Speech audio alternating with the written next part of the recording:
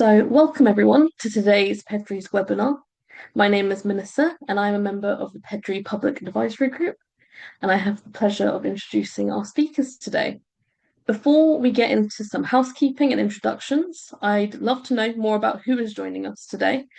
A poll should appear in due course on your screen. If you could let us know essentially where you've essentially come from today. And that will be on your screens for a few moments, just to let everybody get their answers in.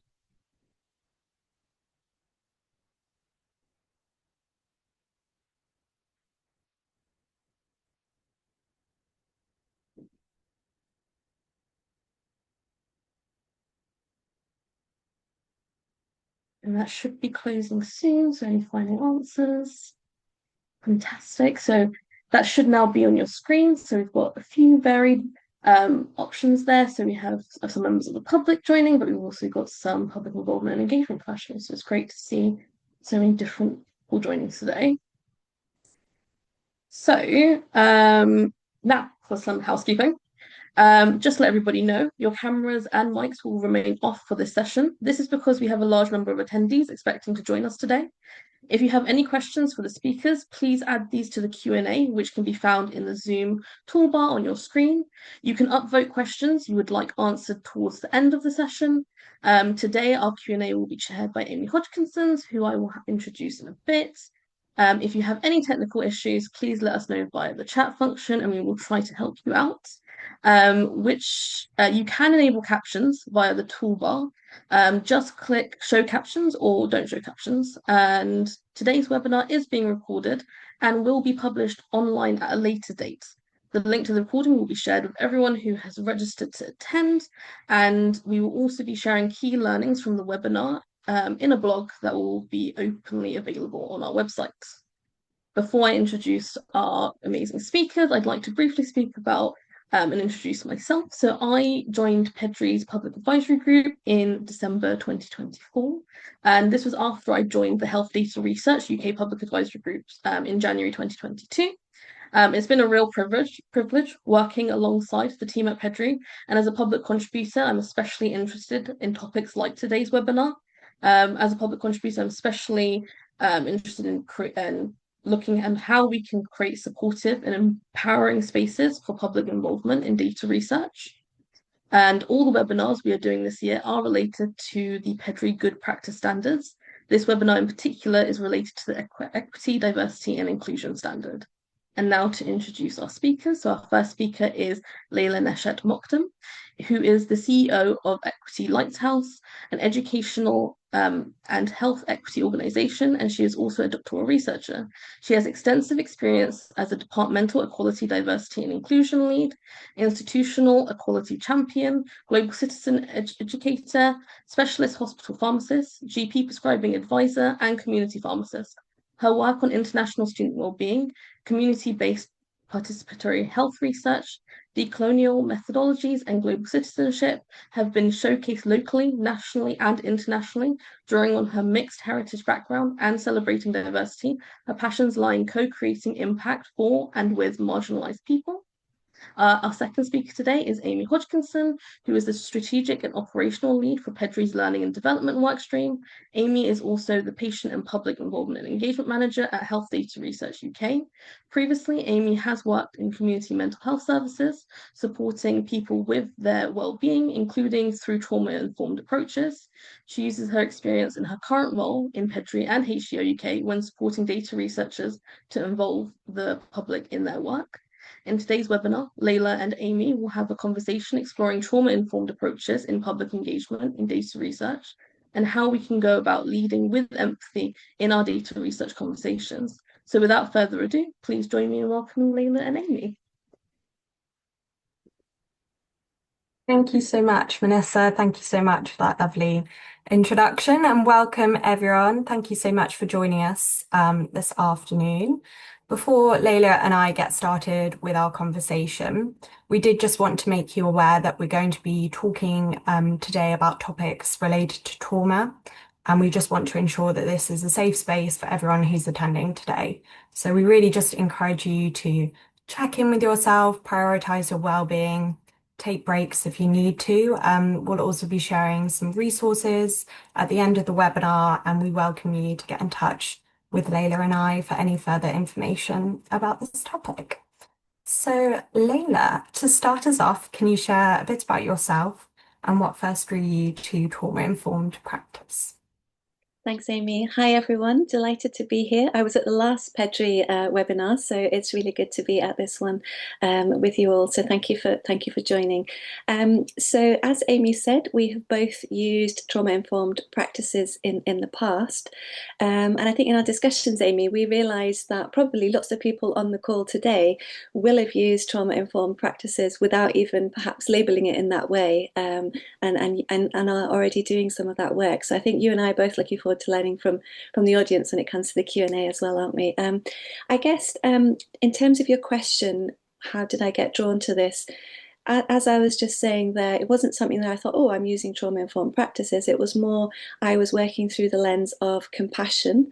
And I know that the title, I love the title of the webinar, it's Leading with Empathy. And what I try to do is yes, empathy is important and we need to lead with empathy. But taking that lens of compassion means that you're actually actively doing something about, that understanding that you now have through empathy. And so as an educator, I was using compassionate pedagogy, which means just using compassionate ways of creating courses and structures for the students that brings in equity, inclusion, and kindness, I guess, is another way of thinking of it. And it's very much about looking at our structures, so whether that's in public involvement and engagement, whether it's in education, whether it's in health specifically, so I'm a pharmacist by background, it's making sure that our structures are trauma-informed, and not just trying to retrofit things at the last minute or a tick box exercise. And I think you and I both share that, don't we, Amy? We very much see this as a practice. So where it came from, I guess, partly drawing from my own lived experience. So I'm, as Melissa very kindly gave that introduction, I'm a mixed heritage woman who I joined the education system in the UK as a teenager. And I think coming from a diverse background, so I guess in terms of my self-identity, I've got 3 continents that I identify with, so celebrating all of those. So I'm part Persian, part English, and I'm married to an Egyptian. So I think when you go from one particular culture to another through migration and you experience those inequalities, you become very much aware, you get that heightened awareness of perhaps some of the inequalities that the public members that you are involving in your research may also be facing. So I think it comes from a personal space, lived experience space, but it also comes from my research that I've been doing both in my PhD and previous studies where I've been working with global heritage or global ethnic women, minority ethnic. I know there's lots of different phrases, whichever phrase people feel most comfortable with. And just listening to their stories and hearing about, the discrimination perhaps that they've experienced in accessing care and accessing the NHS. And so I try to bring some of that into my work now in my PhD as well. Wonderful. Thank you so much, Leila. And I really like what you said there about compassion as well. I think that's so important. Prioritizing having compassion for others, but also for ourselves in this work, I think is really important. And just so we get a bit more of an understanding, what do we actually mean by trauma within this context, particularly looking at public engagement? Why is it important to talk about trauma? Yeah, that's such a big question, isn't it, Amy? I think there's lots of different definitions. There's clinical definitions, academic definitions, there's mental health definitions, but in very simple terms, I guess we could think of it as an imprint of a very kind of distressing experience. And that imprint can affect us in different ways. Everybody experiences trauma in different ways at different times in our lives. There might be things that trigger people or trigger us, later on. And so there are different ways. It might be that it's an acute trauma. So let's say you've been in a car accident. It might be that it's chronic. It might be, due to childhood experiences of abuse. It might be that it's complex. So there's lots of different kind of traumatizing experiences that come together. And there might be everything in between. And as you rightly said, we need to be kind to ourselves because lots of people that go into this work, we are very close to this research. And we really feel that in our day-to-day when we're working with the public, but also not just that front-facing public roles, but also when we're looking at people's data and we're looking at perhaps their lived experiences, their quotes, some of their demographic data that's coming in. So I think to answer your question, I tend to think of trauma in three different axes. So looking at the temporal, looking at, and that just means across time, it's just a fancy academic speak for across time. So temporal, vertical, and horizontal. And so if I unpack each of those three axes, what do I mean by that? Well, in terms of the vertical, we do think very much kind of as an individual level around mental health and our emotional response to trauma. But what you and I had in our discussions before today was that people don't necessarily think about trauma as being embodied, which means that, we feel it in our bodies as well. So yes, we feel it in the head, but then it goes vertically down into our bodies as well. And so we just need to be mindful of that, whether that's during our data collection, when we're doing interviews, when we're doing focus groups, and just to look out for some of those signs and symptoms, perhaps that someone is becoming re-triggered or finding this a traumatic experience, even though that's never our intention, of course. And so it might manifest itself physically. So whether that's things like headaches or nausea or anxiety, or it might be, for example, that it's having a physiological effect. So we know from studies, for example, that are emerging that trauma, and especially repeated trauma, can lead to inflammation in the body. And then inflammation, of course, we know can play a part in chronic diseases. So that's the kind of vertical going through the body. And then in terms of the horizontal, so our second axis, by that, what I mean is across communities. So it might be that a particular community as a whole has become traumatized, or it might be across the different generations that trauma has sadly persisted. And in terms of those communities being affected, it might be a collective trauma, something like, for example, studies have shown in the Holocaust, for example, Holocaust survivors. It might be, for example, at the moment, we know there's different genocides and wars and conflicts, geopolitical events going on. And we know, for example, that UNICEF have mentioned that a lot of children are becoming traumatized during conflict, during the genocide in Palestine, for example. And so those studies of the Holocaust and studies that are emerging really speaks to the fact that we need to consider not just the individual, but also certain communities that we're interacting with during our public engagement work as well. And then finally, I did mention intergenerational. So this was really fascinating for me actually to find that the effects that you can see, it can affect your DNA, so epigenetic effects. It doesn't mean that your DNA is changing, but it just means the expression of your genes, so whether they're turned on, whether they're turned off, and how your body reads those genes can in fact be impacted by trauma. And I think that's really fascinating because the studies are starting to show that it doesn't just affect the person that's been impacted by the trauma, but also their children and also the next generation, so their grandchildren.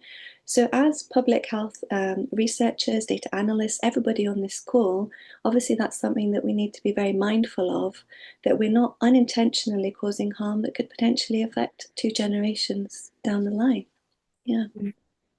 Yeah, thank you so much, Leila. A lot there, some which I was aware of from my own background in mental health, sort of how personal trauma can impact the body, but less so around understanding collective trauma. And I wonder if we're reflecting on PEDRI's equity, diversity, and inclusion good practice standard. What's good to consider there around ensuring an accessible and inclusive space? Yeah, so I really liked the PEDRI standards because I looked into the background of how they came about, and there was extensive kind of collaboration and co-creation and co-production and all the stuff that we're all kind of striving for to achieve. So I think in terms of what we can do, there are, I think, and you'll probably speak to this, Amy, in terms of from the psychological perspective and the 6 kind of areas that we can focus in on. But if I just start off with the first one for me is around naming and acknowledging.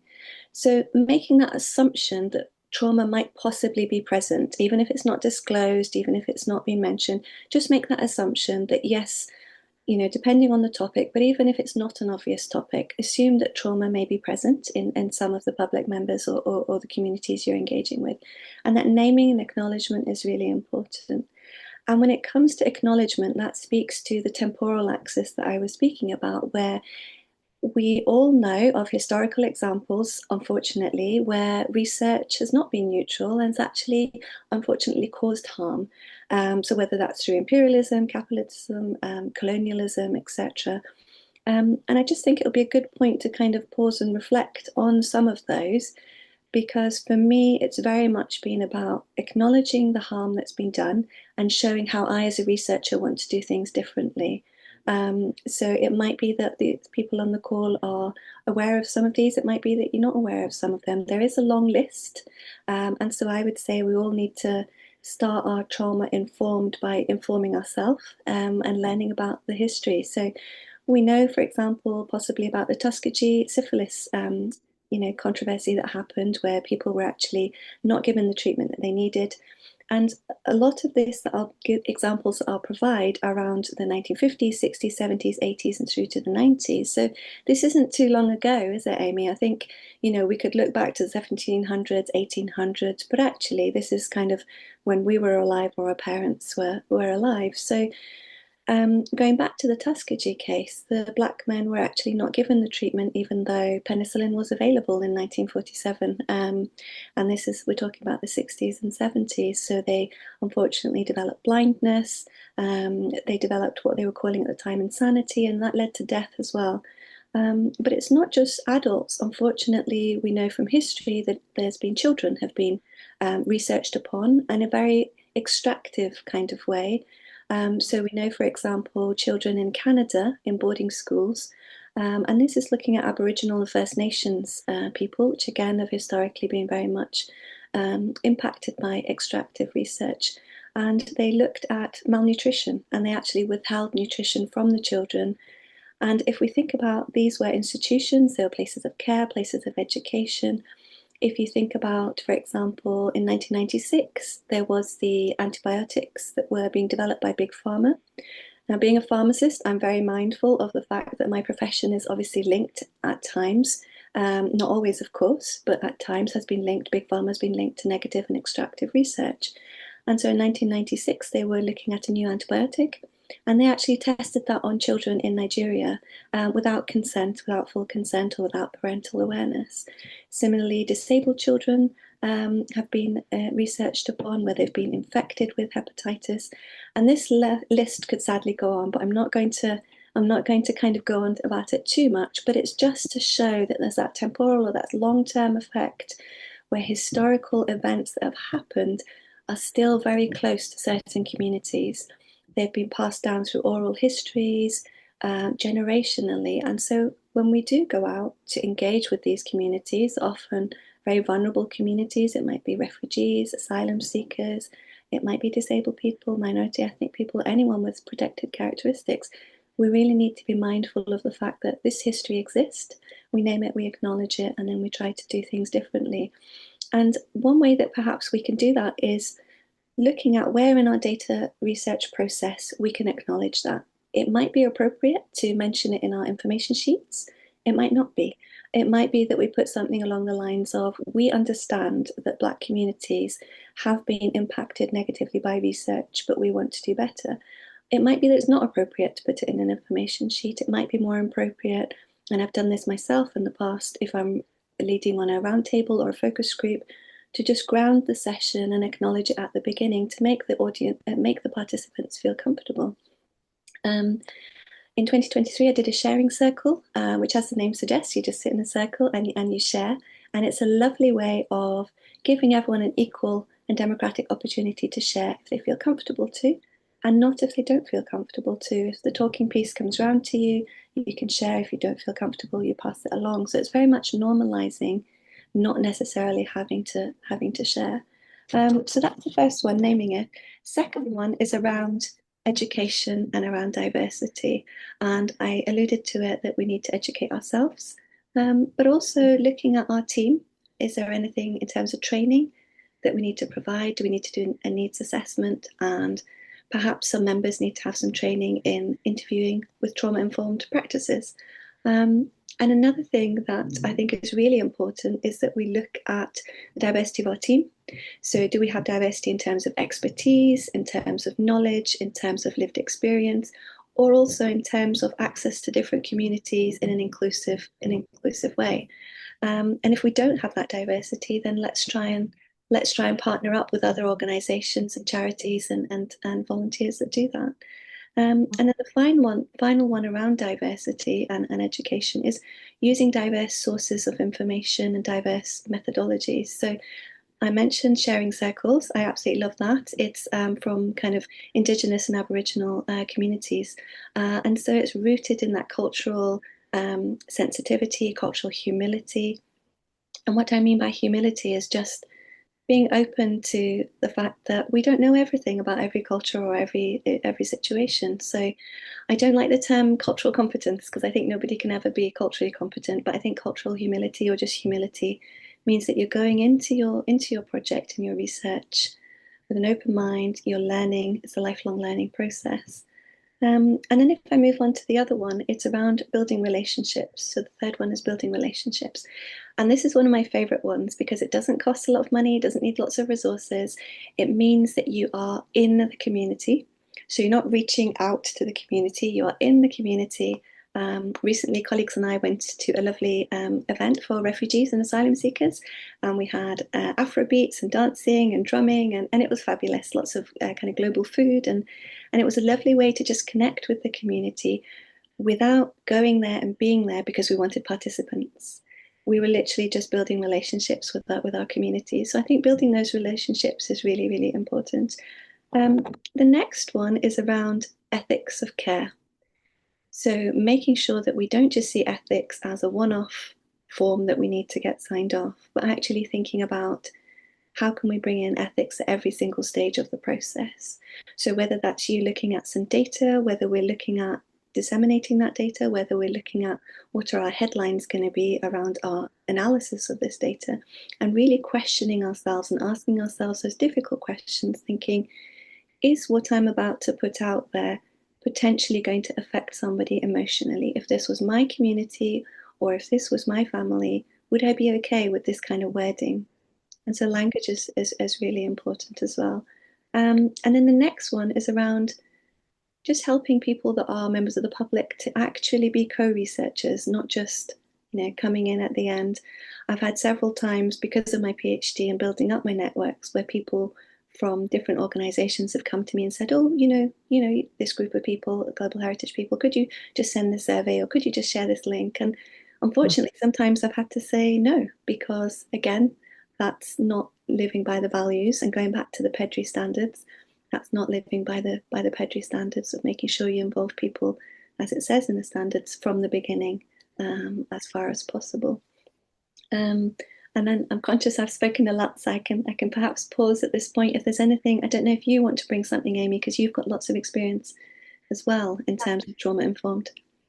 Yeah, so very much. I mean, like I mentioned, my experience comes from working in mental health settings, very much on a one-to-one basis to work with individuals who might have had challenging experiences, who might have experiences of trauma, to create a safe space, essentially, so people feel confident and comfortable to share that experience. And I think so much of what I learned through that can be directly applied as a public engagement professional. I mean, for example, transparency, that is a trauma-informed principle. It's also a lot of what we talk about within PEDRI. Communicating with people, what might you do with their input from the very beginning? I think that's so crucial. We've brought it up several times, speaking with people openly and honestly.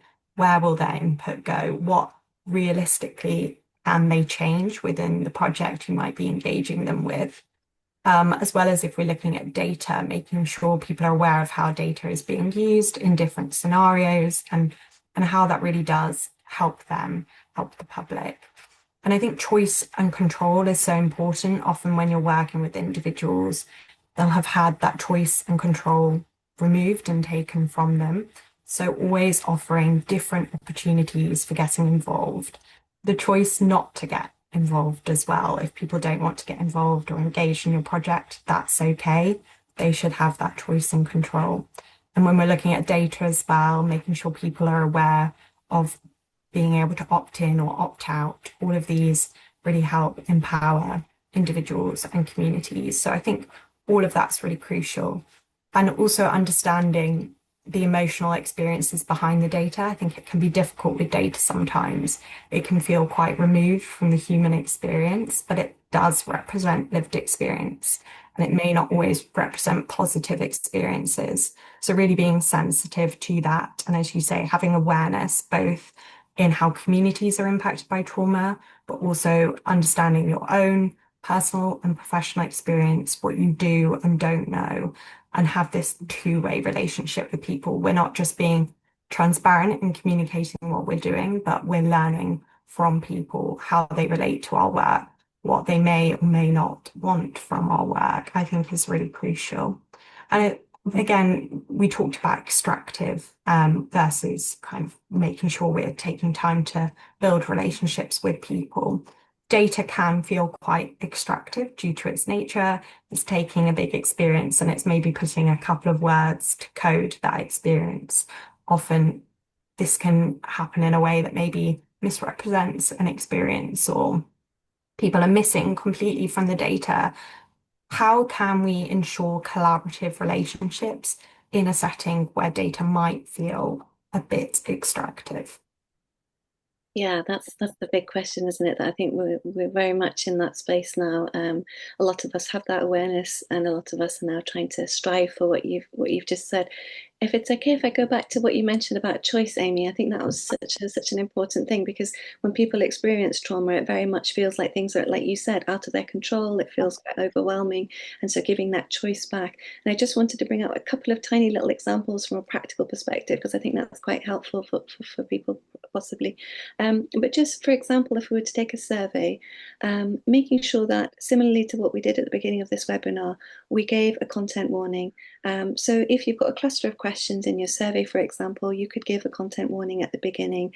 And then within the answers, don't be afraid to put prefer not to say, because that then empowers people to make that choice and say, okay, I'm happy to share some of this survey information about myself, but I prefer not to say. So putting in those prefer not to say. And then also, if, for example, you're doing an online survey and you are, you're the IT person, or you can get in touch with the IT person, within the dashboard that you have, you could put in toggles in place where it actually hides some of the triggering information. So it might be statistics on suicide, etc.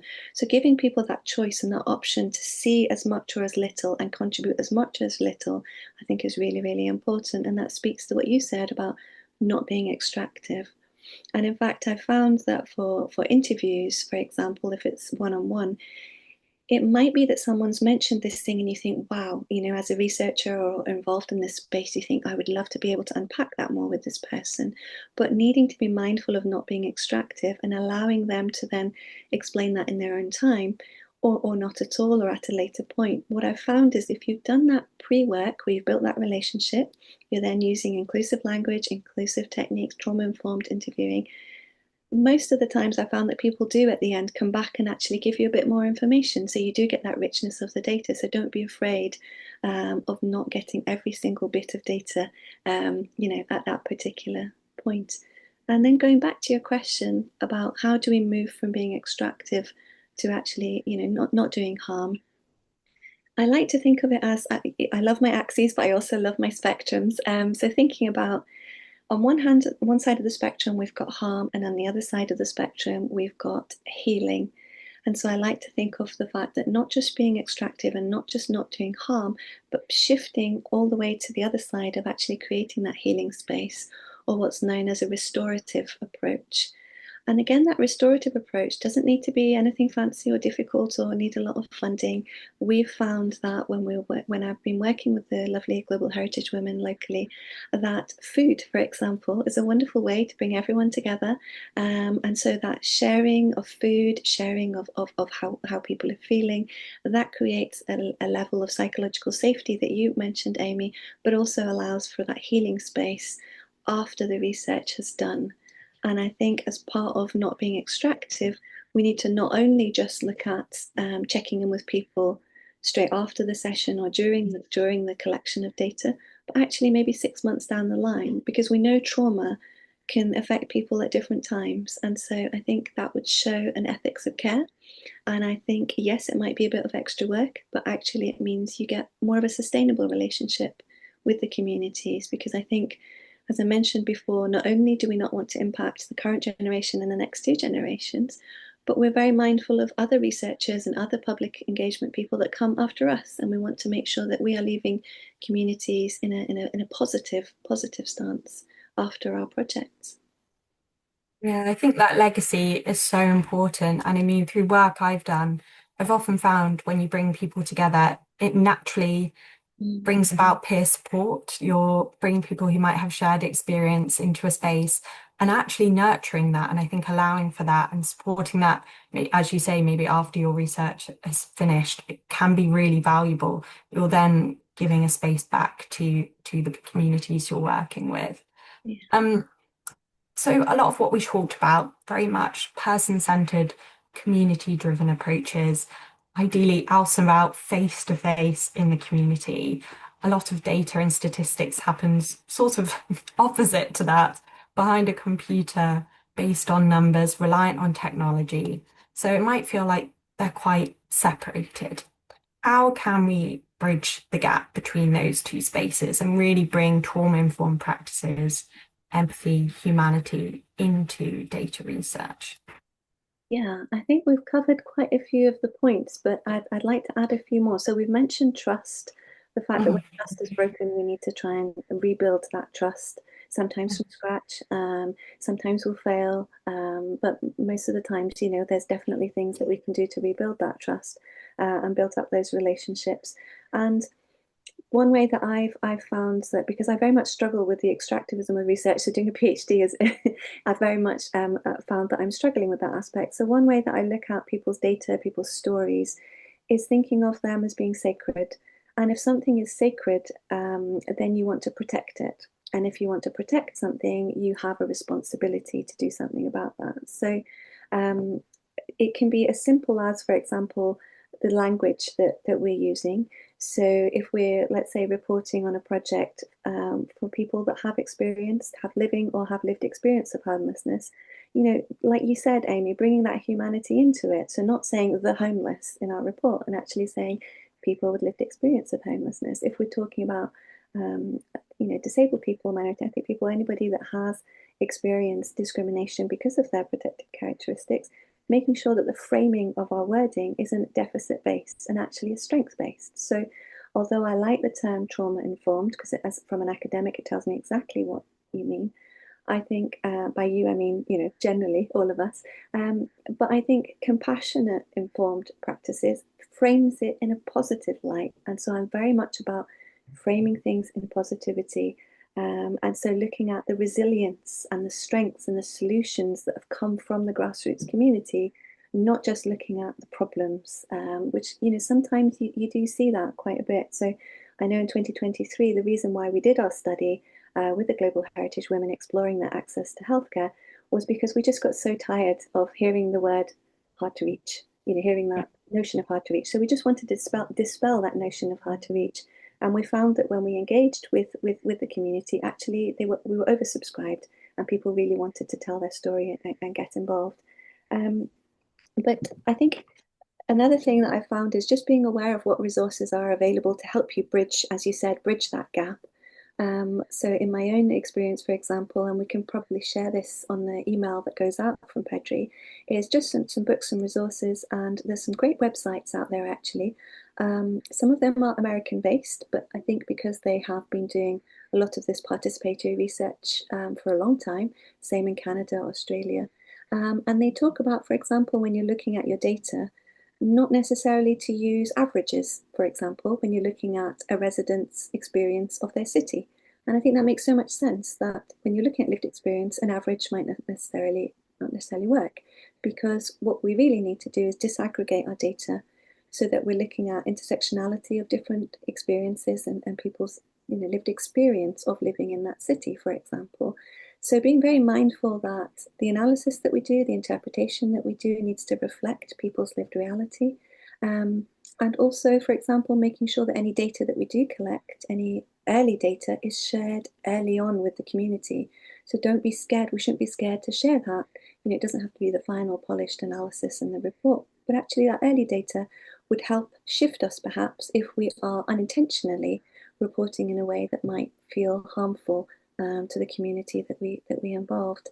And the other thing that you mentioned, Amy, was around psychological safety. And I think sometimes as researchers or people in this space, we don't give enough time to ourselves to be able to create that psychological safety for people, whether it's in our funding application, whether it's making sure that we give space for people to show anger, to show grief, to show resentment, whatever the emotion might be, not to be afraid of allowing the showing of emotions to be normalized part of research, and for people not to feel like they can only show one side of themselves. And so I think, yeah, be kind to yourselves within your team. Block out that time where you're going to be building those relationships out in the community. And I think funders also need to reflect that if we want to do public engagement in an authentic, equitable, and inclusive way, then yes, this needs to be a routine part of the process even before the project starts. Absolutely. Well, thank you so much, Leila. I think we will close our conversation there, but so much useful aspects people can take away. So we've got some time now for questions. I will just see which ones are people are most wanting to ask. Okay, so we've got a question here from Tessa. In a recent community session, I found that a few participants, understandably carrying personal traumas, dominated the space, which shifted the group away from community advocacy towards individual support. How can we lead with empathy whilst carefully maintaining the group's purpose and psychological safety for everyone? Very good question. I don't know, Leila, if you want to take that one. Yeah, so I guess, again, if we've given ourselves that time to have those informal sessions with people, then that would have allowed them perhaps to, have that outpouring, if you like, and that kind of processing of the trauma. Because sometimes, you finally, as a participant, been given the opportunity to talk about your lived experience, and so you're very passionate about it. And sometimes it's easy. I can imagine it'd be easy to forget that the purpose of the research might be X, Y, and Z.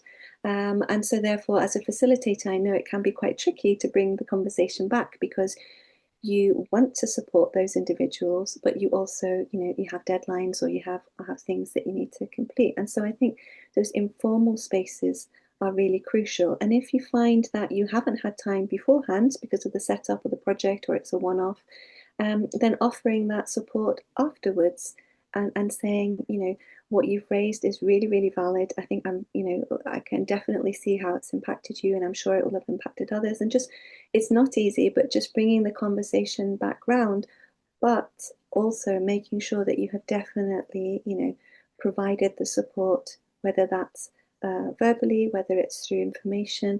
I do think that just providing a sheet with numbers and websites is not sufficient. And I do think, therefore, that researchers need to think about debriefing. And I know that we, for example, after this webinar, we've got a debriefing for this session. And so I think if that's built in, it does help the person that asked that question. I think it's a very good question. I think we've all had kind of that tension of wanting to support, but also wanting to keep on track with the research. But I think sometimes you need to also let people just explore that a little bit more, because it might be that you find that something that they then raise is really, really important and adds to the richness of your data, and it's something that you hadn't considered and wasn't within the strict definitions of what your research is looking at, but actually it becomes a really valuable source of information. Thank you so much, Leila. A great answer. Looking now at the next question. Someone has asked, how can I navigate and overcome public biases rooted in colonialist thinking, specifically the perception that a white person's voice carries more authority than mine as a person of colour? Yeah, so I think when you start to look at colonialism, you realize how much of the ways that we work are completely, without us being aware, are completely rooted in that colonialist mindset. I would say, even for example, at the moment, I'm doing a literature review. I'm doing a scoping review, for example, where I'm looking at studies from 1960s, from the civil rights movement, because I think that's so important. It's reflective of where we're at today, geopolitically, socio-politically, etc. And looking across the different countries. And so I think there's a lot that we can learn from the techniques that have been used in Australia, in Canada, in the US, by the First Nations people, participatory research, which has lots of similarities with public engagement and PPIE work. So I think there's lots that we can learn from the techniques that they use. But also, I think that each of us can still make a difference. I'm finding that some of the mindsets, for example, for the literature, where the person reviewing the scoping review has all of the power in terms of what papers to include and what papers to exclude, for example. I know that's a tiny example, but it's a colonial mindset. It's not very democratic. Whereas I would take my research to the women from my community and say, right, let's decide together. And I think if you are an individual person as a researcher, I don't know, perhaps the person that's asked that question, whether you're an individual or part of a wider group, I think finding your allies is really, really important. And I think if you can get public members who are also from diverse groups, that sometimes has greater weight with your own organisation at times, because it allows them to show their lived experience of why this particular way of doing things by the organisation or by the researchers isn't necessarily the best way, or for that particular project or that particular community. So I think look at other places where they have done this historically, not just the UK. And I think look at finding your allies and affiliating yourself perhaps with other organisations or other groups that are doing this work to give you that strength. And again, debriefing, making sure that if you've had a difficult experience, or it's been confrontational, or you're trying to use decolonial methodologies, and it can be exhausting. I do know it can be absolutely exhausting, and especially as the comment said, you feel sometimes that your voice perhaps doesn't carry as much weight. I think don't let that stop you. Just absolutely go for it. And I think we all need to learn more from our diverse colleagues. Thank you so much, Leila. So the next question is, in my work on PPIE, I want to reach underrepresented communities of many kinds. We acknowledge the great body of research on that term, cultural competency, to approach those communities with someone they will better relate to.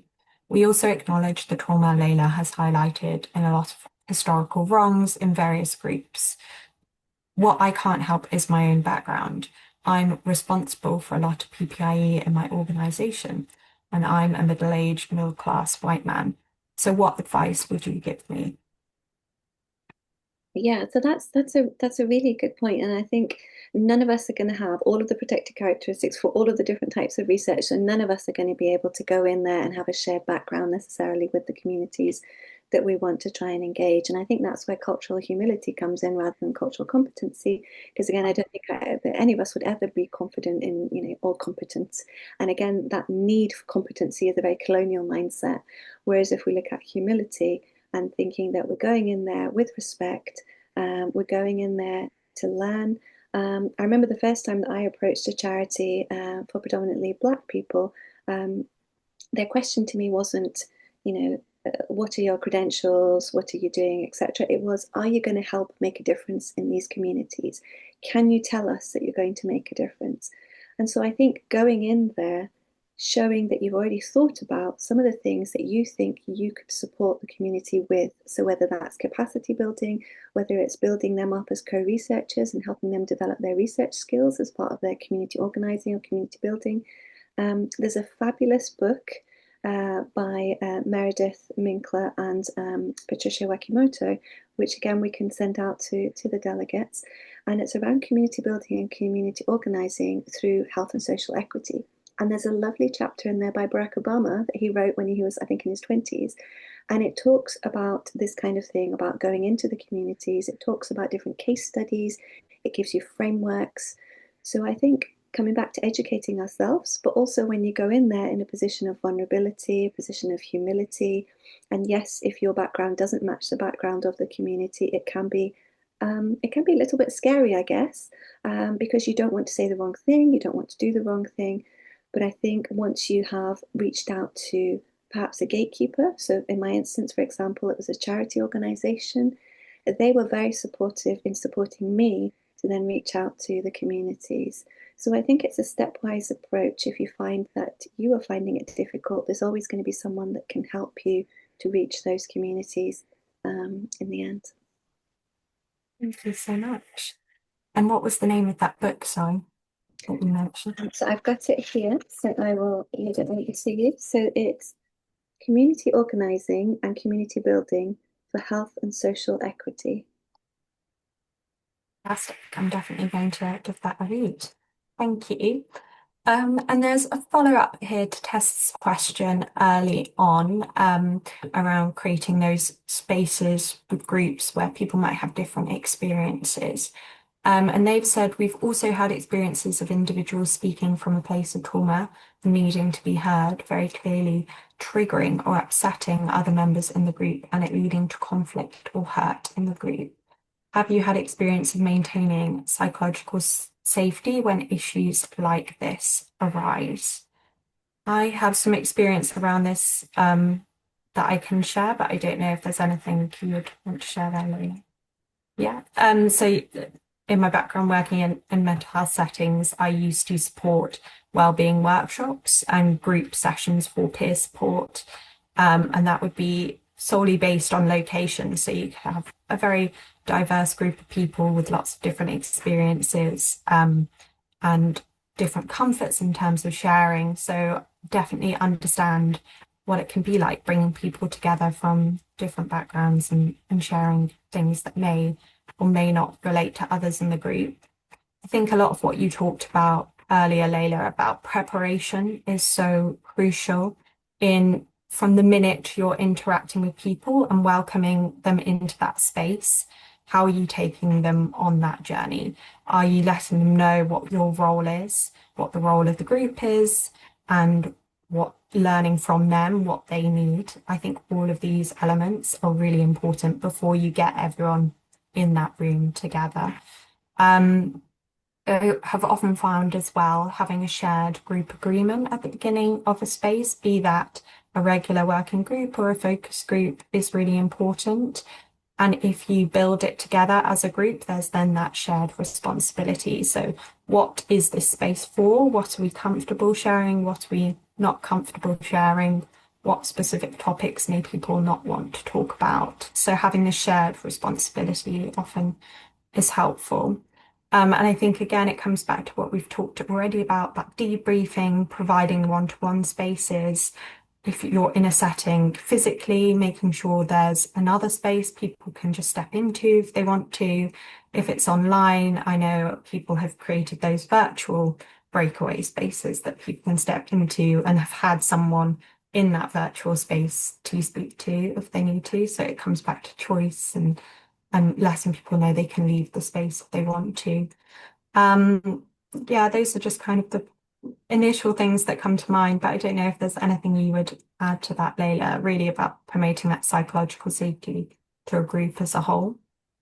No, I think you've touched on everything that I was thinking off the top of my head as well. And I think preparation is key. I think even to the point of looking at your physical space that you're perhaps going to be in, so the arrangement of the chairs, or where is the room that you could perhaps direct the person into with someone that's helping you co-facilitate. So just being aware of the building and all of those kind of practicalities, doing a site visit, doing a walk through ahead of time. So preparation, I think, was a key message that I took away from what you said. Yeah. Yeah. Thank you. And we think we've got time for maybe one more question, just looking at the time. So this is from Elsie. Sorry, a notification keeps popping up and blocking my view. I'm working with colleagues who are used to traditional approaches and may be resistant to change. How can I make a strong case for the importance of involving diverse perspectives, especially through approaches like trauma-informed interviewing, as a core part of meaningful and inclusive PPIE? So when I've encountered this, and I have, and I think many of us may have done, I always go back to the literature as my evidence. I look at my evidence base and Mhm, I use any data mhm, that does show the impact of actually doing work differently and doing it with more diverse voices. And so then I use that as my tool to actually go and present my case. And again, preparation is key, looking at, different sites. For example, it might be looking at charity sites, it might be looking at think tanks. So we've got mhm, lots of EDI, equality, diversity, inclusion think tanks. We've got the Runnymede Trust. We've got, for example, my area is in ethnicity, so we've got the health equity and ethnicity organisations. So drawing from the work that they have already done, the reports that they've already put out there. For example, in the NHS, we've got the NHS Race and Health Observatory that was, of course, set up during COVID because of all of the health inequalities that came to the fore. So I think look at different resources as well as looking at your literature, gather up a nice succinct summary and just go and argue your case. And I think if you've got that evidence, it's very difficult for people to argue with what you're saying, even though we perhaps know that there's the moral imperative, it's the ethical imperative, we know this is the right thing to do, but perhaps some people need more convincing, and therefore having that evidence really helps you to feel more confident in trying to use your persuasive skills. Thank you so much. So that's really all we have time for in terms of the questions. Did you have anything else you wanted to share, Leila, before we close today's session? I just wanted to say that everybody on the call should really congratulate themselves, because I think we're also, time is precious. And I think coming on these sessions, and I'm looking forward to the next PEDRI session already, but I think the work that PEDRI is doing is fantastic. And as I said, you're doing it in the right way, you're co-producing. And so I think just coming to sessions like this is really, really helpful because we're all learning from each other. So I just want to say thank you. Thank you for having me. Yeah, thank you so much for coming and speaking to us. It's been fantastic to learn from your expertise, and yeah, I look forward to learning more about your work when we send out that additional information after the webinar. So thank you so much. Okay. Okay, well, we're going to close up today's webinar. In a moment, you will see a QR code. So if you have a moment, please do follow this link through to our feedback form. Really helps us with future webinars, ensuring that the content and the format works for you and what you want to learn about. So please do scan that. I'll give everyone a moment so they feel pressured into scanning the QR code and feedback on how you found today's session.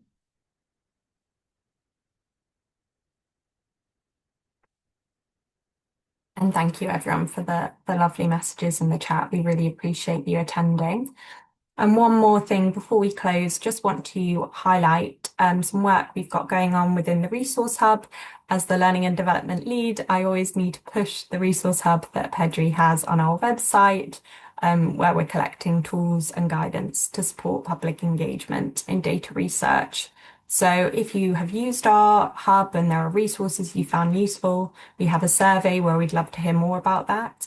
Case studies, examples all help us with our work. As we've talked about, evidence is really important. So please go and have a look at that. Also, if you have your own resources, maybe related to today's topic that you'd like to share, please do let us know. There's a form you can complete to get it up on our hub. And if there's something you want to create or are hoping to find and haven't seen yet on the hub, please do get in touch with us, as we'd like to hear from you and make sure it suits your needs. I think that's everything from me. Thank you so much, everyone.